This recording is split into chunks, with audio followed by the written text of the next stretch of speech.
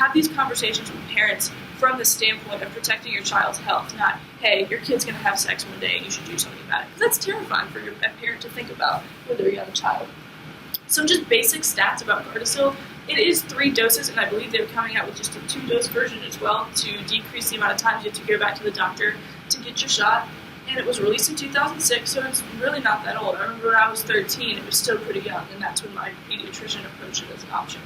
It's most effective when it's administered before age 26, so even if you don't get it when you're 11 or 12 like you're supposed to, it is absolutely still effective. It's still a great tool to get before you're 26. So again, thinking about college, that age range is right before this 26 benchmark. Even grad students, that's the perfect time to get people while they're still in that window. Okay, so now we're going to talk about some barriers. So a vaccine, scientists think about it. They have worked incredibly hard to do the research in order to get this vaccination that will protect us. However, some people still aren't protected. So that just goes to show the importance of public health and promotion, that the advancement alone is not enough if people are not willing to adhere to it or experience it. So I want to talk about what are some potential barriers to HPV vaccination that you can think of that you've either experienced, you've heard, anything at all, no matter how crazy it seems. Yeah. No healthcare. What'd you say? No healthcare, or like little or unlimited. Yeah. Absolutely. Any other ideas? Religion. Okay. Can you elaborate a little bit on that? I work at a Catholic institution, and I don't get to use mental health programming, so. Gosh, okay. Yeah, it's really interesting.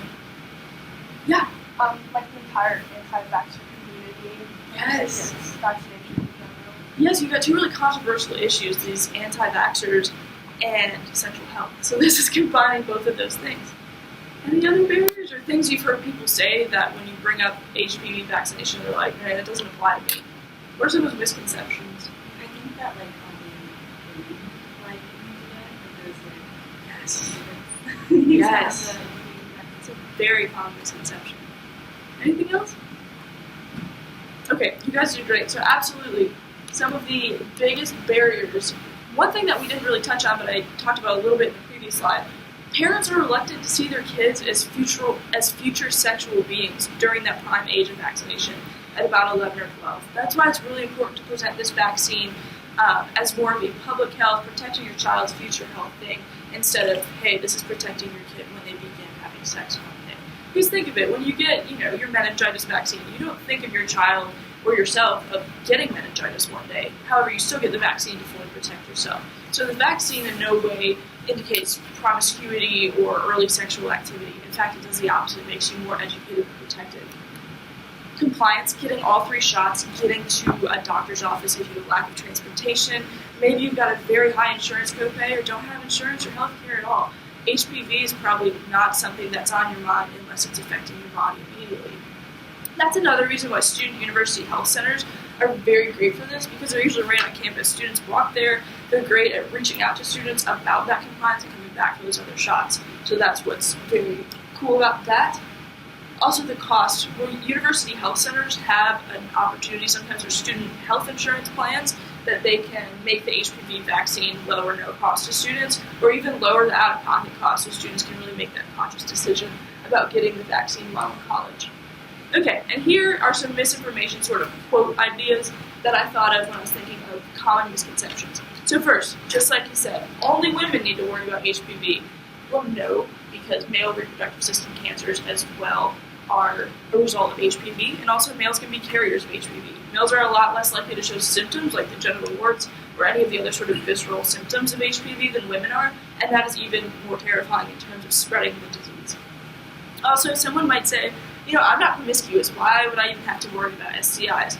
This is a very common idea when it comes to the negative stigma around sex. Students don't think they need to get tested or protected or use a condom or anything of that nature because they think that STIs are directly linked to more sexual partners. And perhaps that could be true, but if you have a lot of protected sex versus one really bad unprotected sexual experience, the tides are still going to be turning in those directions that are not very positive. So that's a really common misconception students have.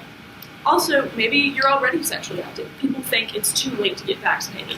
Not true. Obviously, it's ideal to get vaccinated before your sexual debut.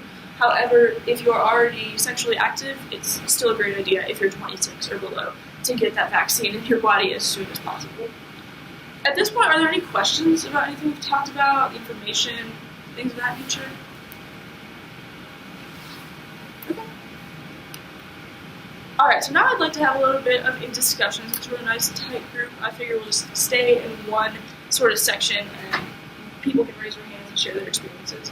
So first of all, what issues, if any, regarding sexual health or sexual health education have you noticed being common on your campus? Yes. Yeah. Oh my gosh. Wow. Okay. At our institution, we are from a very conservative area, Okay. and so a lot of our students, when we're talking about sexual health, they're kind of like, well, this doesn't apply to me Yeah. right now, kind of thing. So kind of addressing that issue of like, why this education is important for you right now, even if you're choosing not to have sex Yes. at this point in time. So that's kind of an issue that we always kind of run into. That's super interesting. So we have a program that we do that touches on like sex and sleep and substance abuse and how to connect. But on the sex front, we talk about the different forms of protection. Mm-hmm. And a lot of people are unaware that I'm gonna get this wrong. With like, it's like with diagrams, you have to also use sperm size. Yeah. And like people don't know that, and a lot of people use that in Western Maryland, the region where I'm from. And yeah, it's weird. That is interesting. I don't know. It's not like maybe not ever, but on our university, a lot of people use that, but they don't know that you have to use both, or they're unaware of what female condoms are and Yes. stuff like that. So there's still kind of a lack of knowledge around more than just like the female condoms. Gotcha. We were giving out condoms in the student meal, and we have cupcakes with condoms. Oh, I like that. We gave out cupcake, and I asked, "Do you want a condom?" And he said, "Well, no, I'm gay." Oh gosh. And I did say, well, gay people need condoms too. Yeah. And later, the student came up to me and told me, "Well, that wasn't cool. That was offensive." And I apologized, Wow. and then I thought about it for a little bit. And I said, "Am I sorry for saying that?" And Yeah. I wasn't too sure. It's just like. Wow. No, that's absolutely terrifying. Because I went to a presentation earlier today. It was the queering sex ed, and we talked a lot about being inclusive in sexual education because things like that happen, and it's perceived as this offense because there's just so much stigma living in it. But yeah, thank you for sharing. I saw you there. Yeah, just about off of that, a lot of people on our campus have been like kind of thinking that like the only negative consequence from like having sex would be like pregnancy, not STIs. And then they're like, yeah, I do something like I use the ball outlet or Yeah. just automatic in itself, or like I use the pill. They're like, yeah, I just use condoms. So, Yes. No, thank you for bringing that up because there is such a misconception that the only way you need to quote unquote protect yourself when it comes to sex is pregnancy. But that's why the vaccine is super cool because you can protect yourself years before you become sexually active, or even if you choose not to become sexually active. Absolutely. And how would you like to see your campus climate improve about conversations or treatment of sexual health? What are some, and this kind of goes on with this other question too, or has your campus even taken any initiatives to defeat stigma or help students seek proper care about sexual health? Yes, for our campus, we have like a condom cart Cool. that we keep in our front office, and then students can come at any time during the day and grab as many condoms as they want, put it in a brown paper bag, and leave. Then they can come back tomorrow and do the Yeah. same thing because it's free for the students, That's awesome. and they don't have to talk to anybody. They occasionally ask